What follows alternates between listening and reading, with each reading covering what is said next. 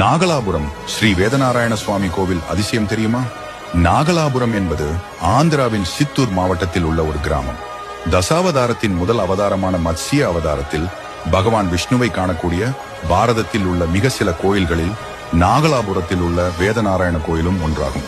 விஜயநகர பேரரசின் ஆட்சியின் ஸ்ரீ கிருஷ்ணதேவராயர் காலத்தில் அவரது தாயார் நாகலாதேவியின் நினைவாக நாகலாபுரம் என்ற கோயில் நகரம் கட்டப்பட்டது. எனவே முதலில் ஹரிகண்டபுரம் என்று அழைக்கப்பட்ட இந்த இடம் ஸ்ரீ நாகலாபுரம் என்று அழைக்கப்பட்டது. விஜயநகர கட்டிடக்கலை பாணியை பிரதிபலிக்கும் இந்த கோயிலில் மேற்கு நோக்கி பிரதான மூர்த்தி வேதநாராயண சுவாமி இருக்கிறார். கருவறையின் இருபுறமும் ஸ்ரீதேவி மற்றும் பூதேவியுடன் வேதநாராயண சுவாமி இருக்கிறார்.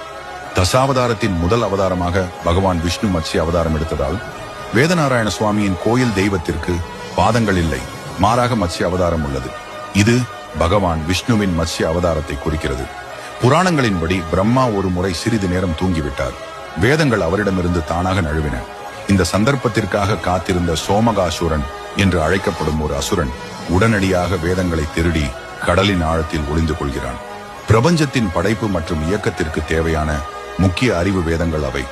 எனவே வேதங்களை மீட்டெடுக்கவும் உலகை அதன் அசல் சமநிலைக்கு கொண்டு வரவும் தேவதைகள் பகவான் விஷ்ணுவின் உதவியை நாடுகின்றனர்.